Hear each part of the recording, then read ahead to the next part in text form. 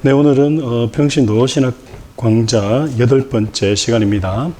오늘은 제가 특별하게 질문이나 그 답을 갈로를 만들어 놓지 않았습니다. 여러분에게 나눠드린 페이퍼만 그렇게 만들어 드렸고요. 바로 띄우면 바로 이제 답이 딱딱딱딱 나와 있을 겁니다. 그래서 너무 이제 고민하시거나 답을 적는 데 집중하지 마시라는 의미에서 제가 한 거니까요. 그래서 오늘 내용도 이렇게 지난번에 다 했던 내용이기 때문에 반복한다라는 생각으로 하시고요. 머리의 개념을 좀 정리한다라고 생각하시고 따라오시면 됩니다. 오늘 함께 배울 내용은요. 계시가 무엇이냐, 그죠? 계시가 왜 중요하냐에 대해서 얘기하고요. 그 다음에 이 계시를 얻는 길이 무엇이냐로 이제 얘기를 좀 해볼까 합니다. 아마 두 개 중에 시간을 봐서 하나만 하든지 또 빨리 진행이 되면 두 개까지 마무리할 수가 있을 것 같습니다. 자, 먼저 그리스도의 계시에 대해서 이야기하는데요. 기독교 신앙은 계시에 의존하고 계시에 근거한다. 그러니까 지금 우리가 믿고 있는 이 신앙, 가장 근본적인 우리의 신앙은 어디로부터 기인하는 거냐? 바로 그리스도의 계시를 바탕으로 우리가 신앙생활을 하고 있다는 거예요. 여러분들이 아시든 알지 못하든 그리고 인지를 했든 못했든 과 상관없이 그렇게 해 오셨어요. 왜냐하면 하나님 말씀을 읽는 것 자체가, 그리고 그 하나님 말씀 자체가 계시이기 때문에 원래 이렇게 해 오셨는데 이걸 그냥 좀 뭐라고 할까, 유식한 말로 정리를 한 거나 똑같은 거죠. 그래서 이 계시란 바로 뭐냐? 하나님을 아는 지식의 길이다라는 겁니다. 하나님을 아는 길은 하나님이 자신에 대해 알리시는 것에 의존해서 아는 길밖에 없다. 이거는 계속 반복적으로 말씀을 드렸죠. 우리가 하나님을 어떻게 알 수 있습니까? 하나님은 무한한 영이시며 절대자이시며 초월자이시다. 그렇기 때문에 우리가 하나님을 우리 스스로 인간의 이성과 인간의 지성으로는 알 수가 없다. 그렇기 때문에 하나님께서 하나님 자신을 우리로 하여금 알게 나타내 주셔야 되는데 그게 뭐라고 말씀을 드렸습니까? 계시다. 그리고 이 계시는 또 어떤 식으로 그 형태로 어떤 모양으로 나타난다. 바로 그 아들을 통해서 본인을 나타내 보이셨는데 그 아들이 그리스도. 그래서 우리가 예수 그리스도는 하나님의 자기 객관하다. 그렇게 말씀을 드렸습니다. 오직 하나님의 자기 계시가 피조물이 하나님을 아는 그 유일한 길이다. 그래서 하나님이 말씀해 주셔야지만이 우리가 알 수 있다라는 거죠. 자, 하나님을 아는 지식은 일반 계시가 아닌 특별 계시로 얻게 된다. 하나님은 우리에게 일반 계시와 특별 계시를 통해서 하나님을 알 수 있도록 해 주셨어요. 그런데 인간의 타락으로 인해 가지고 일반 계시를 통해서는 하나님을 알 수가 없게 된 거죠. 하나님을 알 수 있어요, 진짜. 그러나 타락한 인간은 일반 계시로만은 하나님을 알 수가 없게 되었다. 그래서 하나님께서 특별 계시를 또 주셨다라는 겁니다. 자, 계시에는 일반 계시와 특별 계시가 있는데 일반 계시라 그러면 우리가 일반적으로 얘기하는 그런 자연 계시를 이야기하는 거고요. 특별 계시는 이제 성경이다. 이렇게 이해를 하시면 되겠습니다. 자, 특별 계시는 그리스도를 증거하고 그리스도에게서 유래한 그리스도의 계시다. 그러니까 특별 계시, 성경은 그리스도를 증거하고 있다. 그러니까 성경 자체가 누구를 증거하고 있다고요? 그리스도, 예수 그리스도를 증거하고 있다는 겁니다. 저와 여러분이 가지고 있는 이 66권 성경이 바로 예수 그리스도에 대해서 이야기를 하고 있다는 겁니다. 그리고 그리스도에게서 유래한 그리스도의 계시다. 이 말은 뭐냐면 이 성경이 그리스도를 이야기하고 있으니 그리스도께서 오셔서 또 얘기하셨겠죠. 그러니까 그 얘기하신 거기에 계시가 있다라는 거예요. 계시가 뭐라고요? 하나님을 아는 지식, 하나님을 자기를 나타낸 그 이야기들, 그 내용들을 얘기하는 겁니다. 자, 일반 계시에서 하나님을 알고자 하면 하나님의 영광과 창조의 위대함은 알 수 있지만 구원에 이르지는 못한다. 이거 지난 시간에 지지난 시간에 말씀을 드렸죠. 그러니까 우리가 일반적으로 자연 만물을 통해서 하나님을 알 수 있습니까? 했을 때 알 수 있습니다. 하지만 그거는 반쪽짜리 하나님밖에 알지 못한다라고 얘기를 했던 이유는 뭐냐면 우리가 온 우주 만물을 연구해 보면 정말 창조주가 계시다라는 거, 그리고 그 창조주의 창조가 너무나 위대하고 광대하다는 거. 우리가 우주만 연구해 봐도, 우주까지 갈 필요 없습니다. 우리 몸을, 의학만 우리가 살펴봐도 야, 인간의 몸을 이렇게 만들 수 있다라는 거는, 이거는 인간의 지혜로는, 지식으로는 가능할 수가 없다. 그래서 이 자연 만물을 통해서 우리가 하나님을 알고자 하면 알 수는 있어요. 그러나 반쪽짜리 하나님을 알 수밖에 없다. 왜냐하면 그분의 위대하심과 창조 섭리의 놀라운 것은 알 수 있지만 구원을 이루는 데는 그것으로는 가능하지 않다라는 겁니다. 이 부분에 대해서도 이제 이따 자세하게 얘기할 거니까요. 자, 세상 종교는요, 다 일반 계시에 의존해서 신지식에 이르려고 한다. 자, 이게 무슨 말인지는 이해가 되시죠? 세상 종교는요, 이런 자연 만물을 통해서 어떻게 해요? 신 존재와 하나님이라는 신에 대한 그런 지식을 얻으려고 해요. 그렇죠? 뭐 불교도 마찬가지고, 기타 뭐 세계 종교들이 다, 기독교를 제외한 다른 모든 종교들이 다 바로 이 자연 계시를 통해서 하나님을 알고자, 하나님을 깨닫고자 그렇게 이제 한다라는 겁니다. 일반 계시에 의존하는 종교는 인간의 이성에 의해서 신학함으로 그리스도의 계시에 이르지 못한다. 자연 만물을 통해서는 하나님의 창조의 위대하심, 그러니까 하나님에 대해, 창조주 하나님에 대해서는 알아도 인간을 구속하신 구속주 하나님에 대해서는 알 수가 없다라는 거예요. 왜냐하면 그리스도로 가야 되는데 그리스도로 갈 수가 없어요. 이 자연 만물을 통해서는.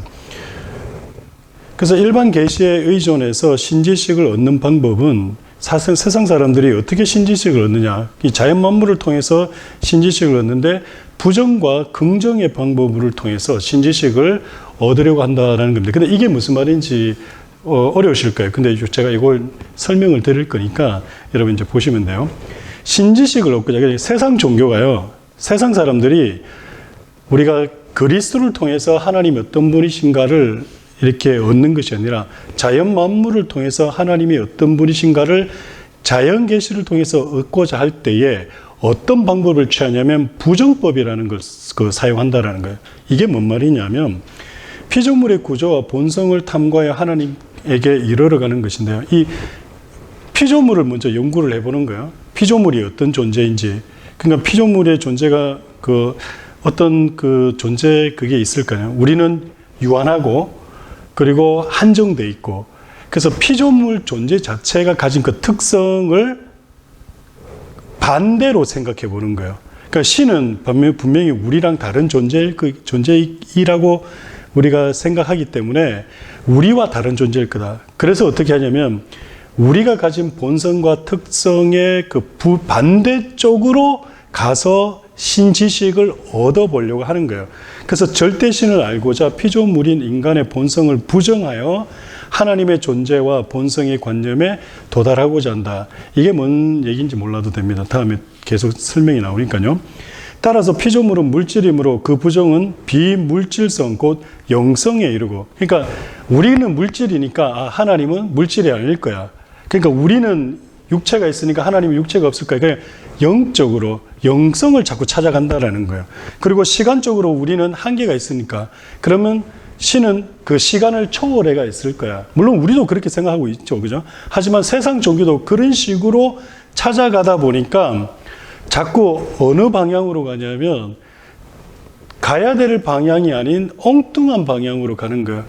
그래서 여러분 보세요. 불교 우리가 잘 아는데 불교가 중심하는 게 뭡니까? 자기를 없애버리는 거잖아요. 유한하고 시간에 묶여있는 물질을 무로 돌려버리는 거잖아요.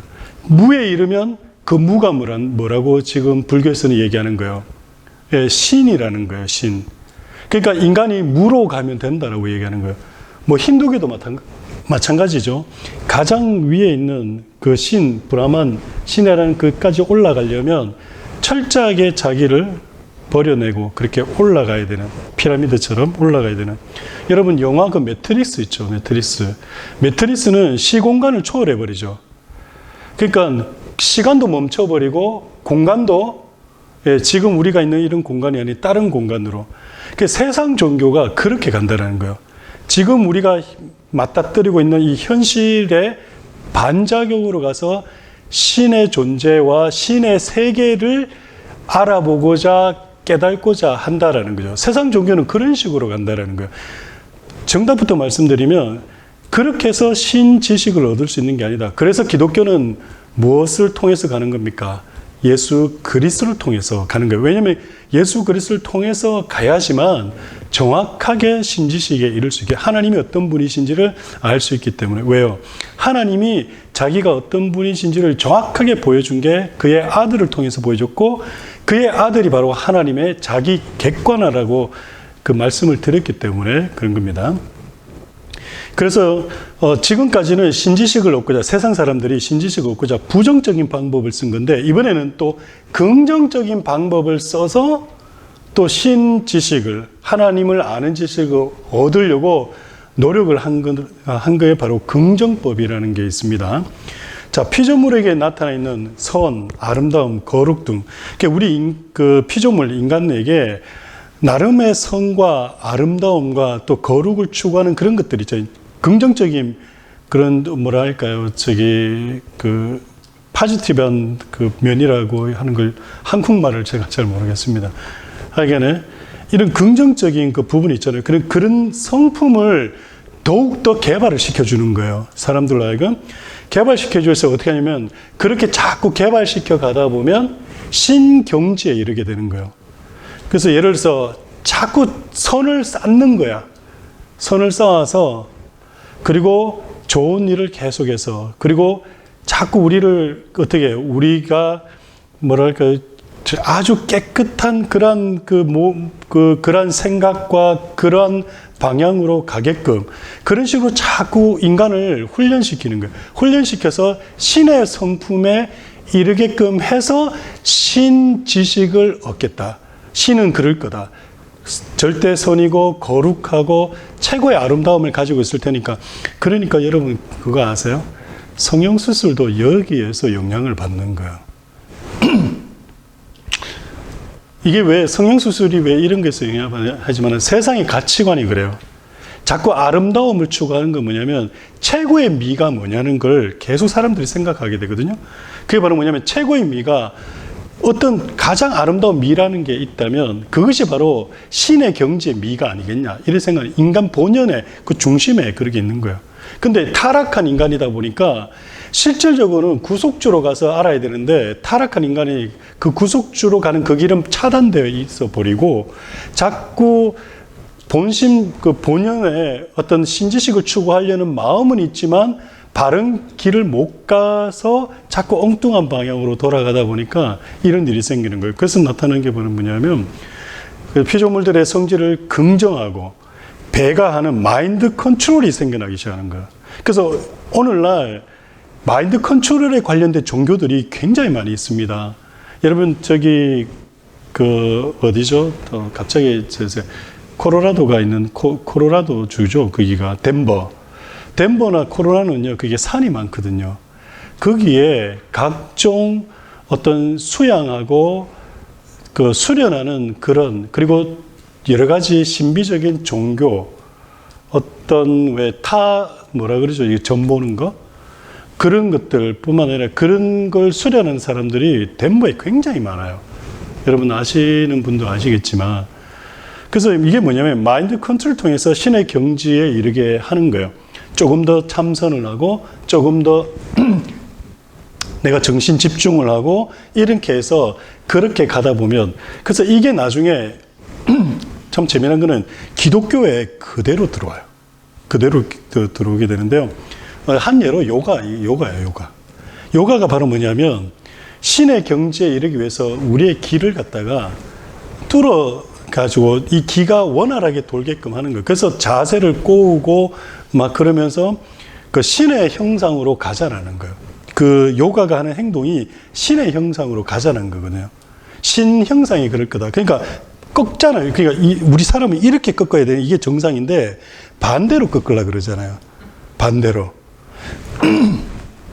하여간에 이런 게 이제 그런 거다. 그래서 신지식을 얻고자, 그러니까 자연 종교들은, 세상 종교들은 하나님께 이르는, 그리고 하나님을 아는 지식을 어떤 식으로 하면 인간이 가지고 있는 그 본성의 부정적인 모습을 통해서 알려고 한다거나, 아니면 인간의 그 본성 가운데 좀 긍정적인 면을 더욱더 훈련하고 배가시켜서 하나님을 알려고, 신경지에 이르려고 하는 것이 세상 종교다라는 겁니다.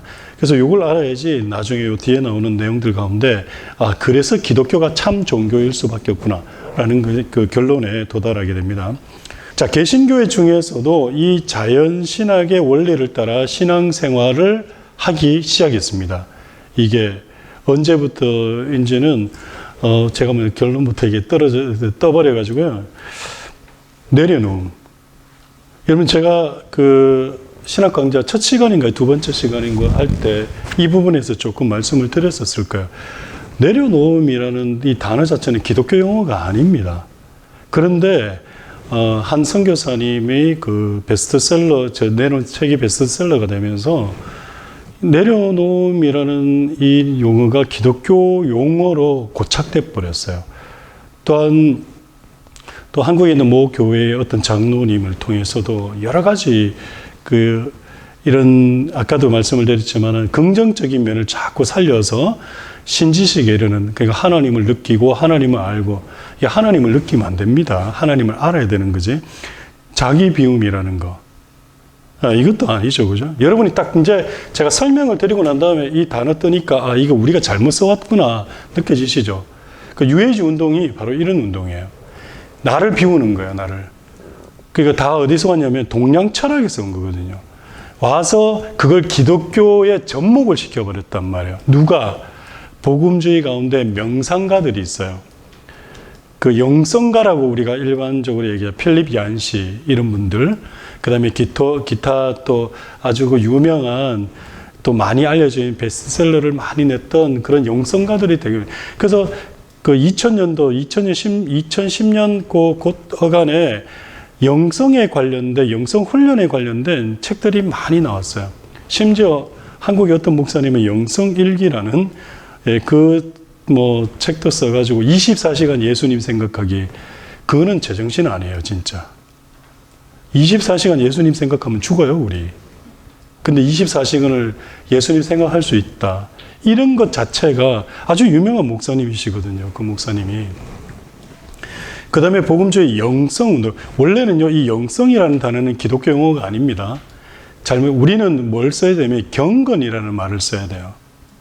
경건주의, 경건운동 이래야 되는데, 영성이라는 게 다 어디면 동양 철학에서 아까 말씀드린 그런 신지식에 이르는 긍정적인 방향에서 뭔가를 우리 내면의 어떤 것들을 배가시키고 훈련시키고 계속 쌓아서 우리의 어떤 영을 깨워서 하는 그런 불교 철학에서, 그런 힌두교나 이런 철학에서, 브라만, 조로아스트교 이런 그런 철학에서, 그런 종교에서 온 그 개념을 가지고 와서 영성가들이 나오고, 그 영성가들이 덴버나 이런 데 가가지고 오랜 시간 광야를 바라보면서 하나님을 묵상해서 그들이 느꼈던 것을 적어서 책을 펴니까 베스트셀러가 되어버리고 하는 거예요. 그러니까 이건 사실은 엄밀히 따지면 너무 제가 조금 격한 말씀으로 말씀드린 건 반기독교적인 서적들이에요. 그거를 되게 조심해야 되는데 이미 우리 가운데 너무 많이 들어와 있기 때문에 쉽지 않은 거다라는 겁니다. 그 다음에 관상기도. 이 관상기도가 뭐냐면요. 또 아시는 분은 아시겠지만 또 모르시는 분 뭐냐면 어떤 단어를 하나 가지고 줄기차게 기도하는 거예요. 오늘 성경 말씀을 좀 읽었어요. 근데 성경 말씀을 읽었는데 주께서 치료하셨다. 그럼 치료라는 단어를 딱 가지고 나 혼자 어디로 가냐면 조용한 공간으로 가는 거예요. 조용한 공간으로 가서 거기서 이 치유가 뭘까? 계속 묵상을 하는 거예요. 치유가 뭘까? 치유가 뭘까? 하나님이 어떻게 치유하시지? 예수 그리스도가 무엇을 치유하실까? 그러니까 이 관상기도라는 거 계속 그 하나에 집중해가지고, 이거는 어디서 온지 여러분 대충 감 잡으세요? 원불교가 어떻게 기도하는지 아세요? 벽에다가 점 하나 딱 찍어놔놓고 그 점을 뚫어지게 쳐다봐요. 그러니까 뭔가 하나에 집중하면서, 제가 뭐 정확하게 원불교가 그렇다라고 제가 말씀 못 드립니다. 이게 영상에 올라가니까 뭐 좀 조심스럽게 하는데요. 뭐 제가 또 원불교에 들어가서 뭐 돌을 안 닦아봐가지고. 하지만 그 어떤 뭐 어쨌든 간에 지금 그 관상기도라는 거는 그런 식이다라는 거예요. 뭔가 하나에 딱 해가지고 거기에만, 우리 뭔가 이게 기독교가 좀 아닌데 지금 많이 지금 변질됐다라는 느낌이 들지 않으십니까? 이거는 많이 보셨죠? 긍정의 힘. 네. 이게 전 세계적으로, 그러니까 참, 우리 시대의 기독교가 참 위험하다.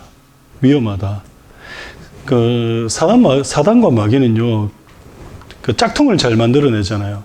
근데 그 짝퉁에 우리가 많이 휩쓸려요. 휩쓸리다 보니까 긍정의 힘 그래가지고 저는 최근에 어떤 목사님의 설교를 들었는데요. 그 목사님이 하나님을 긍정하는 삶. 도대체 이게 무슨 말일까? 하나님을 왜 긍정하지? 하나님을 믿으면 믿어야 되는 거지. 하나님을 긍정해야 된대요. 하나님의 말씀을 긍정해야 되고. 그래서 제가 그 국어사전을 한번 뒤져봤어요. 긍정이 뭐냐? 긍정은 인정하는 거래요. 여러분 생각해보세요. 인간이 신을 인정해요? 그러면 이거는 자연 종교죠. 기독교가 아니죠. 하나님이 우리에게 명령하시 우리는 수용을 하는 거지. 우리가 그냥 받아들이고 믿는 거지. 그 하나님의 말씀을 긍정한다. 물론 그분이 이제 그런 의미로 사용하신 건 아니실 텐데요. 이 긍정의 힘이라는 책이나 아마 그런 일반화된 그런 내용을 아마 접목을 시키려고 하다가 실수로 그렇게 하신 것 같아요. 내가 보니까. 그러니까 이게 얼마나 지금 우리가 쓰는 용어나 기독교 안에 그 팽배해져 있는 이런 생각들이 잘못되어 있느냐를 우리는 알 수 있다라는 겁니다. 이게 다 어디서 온 거냐? 결론부터 나와가지고 조금 빨리 나왔었는데 이게 다 로마 교회의 영향이다. 그 로마 교회의 영향인 이유가 뭡니까? 로마 교회가 무엇을 추구하고 있기 때문에 종교 통합. 그러니까 모든 종교를 다 받아들이면서 거기에 필요한 것들을 다 가지고 오니까 그래서 복음주의자들이 그리고 기독교 영성가들이 다 거기에 들어가 있거든요.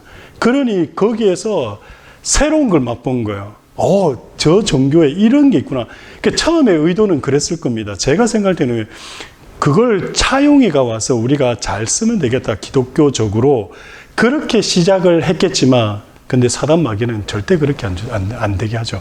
틈을 주면. 그래서 누가복음에 이런 말씀이 있지 않습니까? 귀신이 들렸다가 그 귀신이 이제 나가잖아요. 나갔는데 두루두루 다니다가 자기가 기거할 데가 없어가 다시 돌아와 보니까 청소가 되어 있어.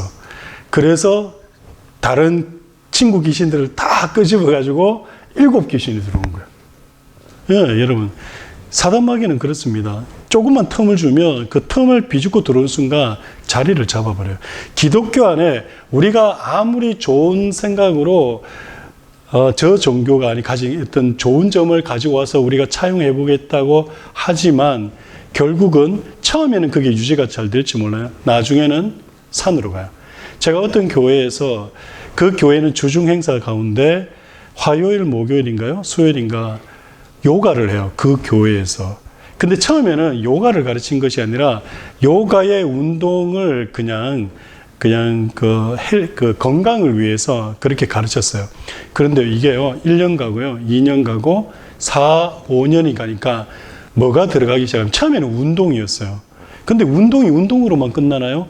호흡해야 되잖아. 호흡으로만 끝나나? 명상을 하기 시작하잖아. 근데 그 명상하는 방법을 이제 불교식으로. 근데 그러면서 주기도문을 외우라고. 여러분 이게 가능할까요, 그게? 명상을 하면서 주기도문을 외운다? 불교식으로 이게 뭐죠? 다리를 이렇게 가부좌? 예. 그 자세를 해가지고 여러분 주기도문을 외운다? 여러분 이게 가능할까요, 이게? 그러니까 지금 기독교가요, 지금 이제는 경계가 완전히 무너져가지고 뭘 어떻게 해야 될지도 모르는 것 같아요. 그래서 어떤 목사님하고 논쟁이 붙었어요. 목사님들끼리. 요가를 해도 된다, 안 된다. 유튜브에 보면 그런 거 많습니다. 그러니까 이미 선이 무너져 버리면, 근데 이게 선이 무너져서 그래 된 건 좋아요. 하지만 이게 잘못됐다라는 거를 알려면 어디로 가야 되냐면 처음으로 돌아가야 돼요. 처음으로 돌아가서 이게 어디서부터 시작이 됐는지를 살펴야지만 무엇이 잘못됐는지 알 수 있거든요. 근데 그 작업을 우리가 하지 않고 있다 보니까 늘 여기에서 싸우고만 있는 거예요. 잘 됐다, 맞다, 틀렸다, 아니다, 뭐 이런 걸로 계속 그렇게 하고 있는 거죠. 그래서 지금 우리가 신학 강좌를 하는 이유는 바로 이런 겁니다. 지금까지 한 번도 들어보지 않았던 얘기들, 들어보지 않았던 단어들, 원래는 들었어야 하는데 지난 30년이 우리를 그래 만들어버렸다. 그러니 우리가 어떻게 하면 어떤 게 새로운 게 왔을 때 그걸 걸러내지를 못하는 거야. 그냥 받아내요. 지금요, 제가 조금 전에 말씀드린 것처럼 어떤 목사님이 하나님을 긍정하는 삶, 하나님을 긍정하기. 그 아멘이 하나님을 긍정하는 거래요. 이거는요, 초신자들이 들으면 아무 끊임없이 받아들여요. 근데 저 같은 사람은요, 그걸 듣는 순간 이게 치밀어 올라요. 저분이 첫째, 국어가 안 되는구나. 국어 문법이 안 돼. 국어가 안 되니까 하나님을 긍정한다라는 말을 쓰죠. 두 번째는 저분은 신학도 없고 아무것도 없구나. 근데 더 위험한 건 뭡니까? 그분의 설교를 액면 그대로 교인들이 받아들이는 거예요. 그러면 어떻게 되는 겁니까? 제가 얘기했죠. 신학이 틀리면 믿음이 틀려지게 되고 우리 기독교 믿음이 틀리면 어떻게 되는 겁니까? 우리 구원도 틀려져 버리는 거예요. 그래서 신학이 중요하다라고 제가 재차 계속 반복적으로 말씀을 드리는 이유가 거기 있는 겁니다. 그래서 신학이 중요하다라고 말씀을 드리는 거고요. 따라서 하나님의 지식을 얻는 길은요, 그리스도 계시가 출발점이고 근거여야 된다. 이 말은 뭐냐면 자연을 통해서, 자연 계시를 통해서, 일반 계시를 통해서 우리가 구원에 이르는 그런 계시를 얻을 수가 없다. 그래서 구원에 이르는 계시를 얻기 위해서는 어디로 가야 되나? 그리스도로 가야 된다라는 겁니다. 하나님 지식을 얻기 위해서는 성경으로 반드시 돌아가야 돼요. 이거 방법밖에 없어요. 그래서 성경을 날마다 읽어야 되는 겁니다. 우리 교회는 그래도 참 감사한 거는 우리 김달동 목사님께서 예전부터 계속 지금 생명에 만나 그래가지고 그게 5년 커리큘럼이더라고요. 일주일에 석장씩 계속 읽으면서 가잖아요. 그거 사실은요 굉장히 중요해요. 우리가 매일 꾸준히 제가 주보에 제가 90일 일독하는 거 그거는 여러분 꼭 해야 됩니다. 이래서 제가 내는 게 아니고요. 그냥 시간 되시거나 하실 분들은 요런 스케줄도 있으니까 그걸 한번 보여주는 거고, 정말 일하시거나 아니면 개인적인 그 바쁜 일이 있으신 분들은 우리가 지금 매주 하는 그 생명에 만나 있죠. 그것만 잘 따라오셔도 굉장히 우리 신앙에 유익이 돼요. 굉장히 도움이 돼요. 그래서 저는 앞으로 그런 생각도 있습니다. 생명이 만나 그 커리큘럼을 3년짜리 커리큘럼으로 좀 만들어서 그걸 계속 우리가 3년 단위로 성경 일독이 될 수 있도록, 그럼 교인들하고 같이 가다 보면, 그리고 설교도 새벽 말씀도 주일 설교도 거기에 맞춰서 계속 가다 보면, 왜 성경을 제가 강조하냐면 바로 이것 때문인 거예요. 성경으로 돌아가야 돼요. 자꾸 우리가 어떤 철학이나 어떤 그 기독교 어떤 프로그램 행사에 자꾸 가게 되면요, 결국 그거는 교회 생활인데도 신앙생활은 안 됩니다. 우리의 구원에는 아무 영향이 안 줘요. 오늘날 교회 안에 얼마나 많은 열심히 있는 분들이 많으세요. 교회를 너무나 잘 알아요. 하지만 정작 정말 우리는 구원에 이르는 길을 알고 있느냐라고 물었을 때에 거기에 대한 답을 제대로 하는 분들이 있느냐는 거예요. 그래서 그리스도 계시에 의해서 다른 종교가 평가가 되어져야 되는 겁니다. 그러니까 여러분들이 성경을 잘 알고 있어야지 어떤 다른 새로운 얘기들이 왔을 때, 유튜브를 봤을 때 어떤 목사님이 아니면 어떤 분들이 성경을 가르칠 때 이거는 틀렸다. 이걸 갖다가 우리가 분별할 수 있는데, 그런 게 없다 보니까 자극적인 얘기가 들어오면 그게 맞는가 보다. 아니면 그게 더 자극적이니까 거기에 관심이 쏠리게 되고 그쪽으로 빠지게 되면 오늘날 여러 가지 지금 사회가 얼마나 어지럽습니까? 그런 쪽에 빠질 수가 있게 되는 거죠. 그리스도 계시 곧 성경 계시에 의해서 모든 종교를 볼 때 그 종교들의 본질을 똑바로 보게 된다. 그러니까 성경을 통해서만 세상 종교들을 제대로 이해를 할 수 있는 거예요. 저게 왜 잘못된 건지.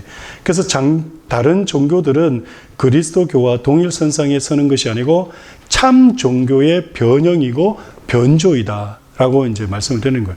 왜 이렇게 말씀을 드리냐? 세상 종교는 창조주 하나님에 대해서만 자연 계시를 통해서만 보기 때문에 반쪽짜리일 수밖에 없으니까 변질이 되는 거죠. 변조이 되는 거예요.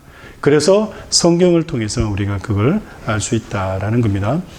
자연인의 종교심이 일으킨 우상 종교다. 그래서 종교심이 투철한 분들은, 이거는 교회 안에서도 마찬가지입니다. 종교에 열심히 있고 종교심이 투철한 분들은 어떤 면에서는 우상적인 그런 믿음을 가지고 있다라고 그렇게 볼 수 있는 거죠. 그래서 제가 이제 한 번씩 이제 말씀을 드리는 가운데 예수를 믿는 것이 아니라 예수 신을 믿고 있다. 이렇게 말씀을 드리는 이유가 바로 여기에 있습니다. 이방 종교들을 우상 종교로 판정할 수 있는 것도 성경 계시에 의해서 우리가 알 수 있다라는 겁니다. 그럼 이제 계시의 내용이 뭐냐? 이건 좀 5분 만에 빠르게 진행하겠습니다. 계시를 통해 창조주와 섭리주로 알리셨다. 그러니까 하나님 계시는 하나님의 자기 계시여서 하나님이 자신을 계시하고 자기의 사역 곧 창조를 알리셨습니다. 자신이 창조주이시고 섭리주이심을 계셨다. 그러니까 계시의 내용이 뭐냐를 지금 얘기하는 거예요. 그래서 계시를 통해서 지금 하나님이 자신은 창조주고 섭리주로 이렇게 이야기하셨다라는 얘기입니다. 또 창조를 통해서 자기의 영광과 권능을 계시했을 뿐만 아니라 실제로 공포도 하셨다라고 하는 겁니다. 계시를 통해 하나님의 창조 경륜을 알리셨다. 그러니까 여기서 말하는 계시는 자연 계시뿐만 아니라 특별 계시, 일반 계시를 다 통틀어서 얘기하는 겁니다. 그 계시를 통해서 하나님이 뭘 얘기하셨냐라는 겁니다. 창조 경륜을 얘기하셨는데요. 인간과 언약을 맺어서 자기 백성을 삼아 하나님을 섬기게 하셨다. 그 계시의 내용이 바로 뭐냐면 하나님과 인간이 어떤 관계에 있느냐를 보여준다라는 거예요. 그 계시가. 그리고 하나님의 창조는 하나님 나라가 목표다라는 것도 말씀하고 있다는 거예요. 하나님이 왜 인간을 창조하셨냐? 이 세상을 왜 창조하셨냐? 하나님 나라를 만들기 위해서 이 세상을 창조하셨다는 거예요. 세상 사람들은 하나님이 신이 왜 이 온 우주를 만드셨을까? 모른다. 우연히 아니면 심심해서 그냥 이러지만 성경은 정확하게 얘기합니다. 하나님께서 왜 이 온 우주 만물을 만드셨냐? 하나님 나라를 만드시기 위해서. 그래서 인간을 창조하시고 하셨죠. 그죠? 그렇기 때문에 하나님 백성이 완료되면 하나님 나라가 완성인 거다. 지금 역시도 하나님의 나라가 완성으로 가고 있는 중이고 하나님의 백성이 계속적으로 만들어져 가고 있는 중입니다. 그래서 하나님이 계획하신 그 숫자대로 하나님의 백성이 완료가 되면 그제서야 누가 오신다? 예수 그리스도가 오시는 거예요. 그때가 종말이에요. 그때가. 하지만 인간의 타락 이후 하나님의 계시는 인류 구원의 경륜으로 나타났다. 최초는 그랬었는데 인간이 타락하면서 여전히 하나님이 하나님 나라를 하나님 나라를 만드시는 것에 대해서는 포기하지 않으셨거든요. 그래서 다시 구원해서 하나님의 나라를 만드시기로 하셨다라는 것을 또 계시를 통해서도 여전히 얘기를 하고 계신다는 겁니다. 계시를 통해 인류의 구원을 알리셨다. 그죠? 계시를 통해 타락한 인간을 구원하실 계획을 알리셨다. 그리고 특히 구원자가 이제 여기서부터 중요해요. 구원자가 아브라함의 자손이 되고 이걸 결정하신 거예요. 하나님이. 구원자가 한국에 고구려의 주몽을 구원자로 하실 수 있었어요. 하지만 하나님은 그렇게 하신 것이 아니라 어떻게 하셨다고요? 구원자가 아브라함의 자손 가운데 나오게끔 그렇게 계획하시고 또한 그를 통해서 그가 속죄 제사라는 것을 통해서 세상을 구원하실 것임을 명백히 하셨다. 무엇을 통해서? 계시를 통해서 말씀해 주셨다는 거예요. 구약 말씀과 이런 걸 통해서요. 또 세상 구속주가 하나님 그 자신이 되실 것임을 사전에 알리셨다. 그 세상을 구속하실 구속주가 하나님 자신이 구속주가 되시겠다라고 미리 얘기하셨는데 그게 계시를 통해서 얘기가 되어졌다라는 건 미리. 자, 이 구속 경륜을 위해 이스라엘을 하나님은 선택하셨다 해서 성경 구약 창세기 12장부터 시작해서 이제 이스라엘을 선택하시는 내용이 출애굽기부터 시작이 되는 겁니다. 인류 구원을 위해 구속주가 오실 길을 만드셨다. 그러니까 하나님께서 아브라함의 후손을 통해서 구속주를 보내시려고 하셨으니까 아브라함을 선택하시고 또한 그 아브라함의 후손들을 어떻게 나라를 만드셔서 그 나라가 보존됨으로 구속주가 계속 오실 수 있는 길을 열어 가셨다라는 거예요. 그래서 이스라엘을 하나님이 버리지 아니하시고 끝까지 지키신 이유는 뭐다? 구속주를 보내야 되니까 미워도 미워하지 못하고 버리고 싶으나 버리지 못하고, 그래서 예수 그리스도가 이스라엘 통해서 오심으로 이스라엘의 본 사명과 역할은 끝이 났다 안 났다? 끝이 난 거예요. 그들은 아브라함을 선택하시고 이스라엘 민족을 형성해서 이 민족의 역사에서 구원을 준비하시고 구원 계획을 계시하셨다. 이게 다 뭐 어디에 기록되어 있다는 얘기예요? 계시, 하나님의 말씀, 구약 성경에 다 있다는 얘기죠. 이스라엘은 세상 구원을 위한 통로이고 도구임이 밝히셨다. 그래서 출애굽기 19장에서도 말하죠, 그죠? 내가 너희를 제사장 나라로, 그렇죠, 제사장 나라로 선택한다. 그래서 아브라함한테도 얘기했지만 이스라엘 백성들한테도 너희를 통해서 세상 나라가 다 어떻게 해요? 예, 구원을 받을 것이다 라고 그렇게 얘기를 하시는 겁니다. 이 모든 계시는 그리스도를 통해서 이제 오게 됩니다. 그러니까 이 모든 것들은 그리스도 계시를 통해서 오게 되는데, 이 모든 계시는 하나님의 로고스인 그리스도를 통해 오게 되므로 모든 계시의 유래처가 하나님의 로고스인 그리스도이시다. 또 모든 계시가 하나님의 로고스인 그리스도에게서 왔을 뿐만 아니라 그리스도를 목표하고 진행되고 그에게서 성취되었다. 예수 그리스도가 구원의 시작과 완성이다. 그것을 성경이 이야기하고 있는 겁니다. 예수 그리스도의 십자가와 부활로 세상을 구원하시고 성령으로 백성을 모으시고 조성하셨다라는 내용들이 이제 신약에 기록되기 시작하는 거죠. 구원이 완성되면 그리스도의 재림으로 세상을 정화하고 완성함으로 영원한 하나님의 나라가 설 것이다를 또 신약을 통해서 계시하시고 말씀을 하신 거다라는 겁니다. 따라서 그리스도가 하나님의 말씀이고 계시자이기 때문에 하나님의 존재 방식을 알리셨다. 그러니까 결국은 그리스도가 하나님의 자기 객관화라고 말씀을 드렸고, 이게 이제 계속 반복적으로 나오다 보니까 아마 헷갈리시고 이게 맞는 것 같기도 하고 아닌 것 같기도 하고 들은 것 같기도 하고 안 들은 것 같기도 하고 막 그런데 나중에 되면 정리가 되실 거예요. 나중에 되면 정리가 되시는데요. 그리스도가 하나님의 말씀이고 계시자이기 때문에 하나님의 존재 방식을, 하나님이 어떤 분이신지를 누구를 통해서 보여주셨다?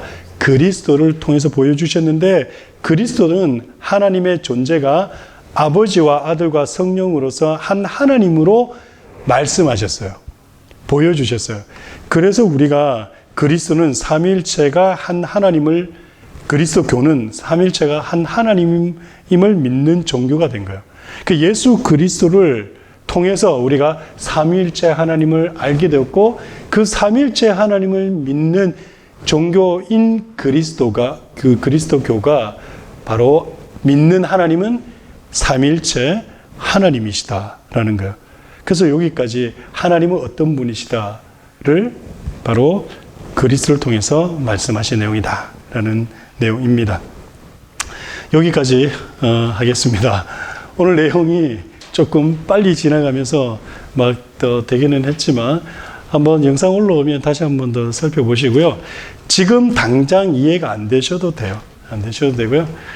그냥 계속 반복해서 또 다음 시간도 반복하고, 이제 4번밖에 안 남았거든요. 오늘 8주차 끝났으니까 4번 끝나면 그때서는 뭔가 머릿속에 이제 조금 남으실 거예요. 우리가 교회 생활을, 신앙 생활을 이렇게 해야 되겠구나 라는 생각이 들 겁니다. 기도하겠습니다.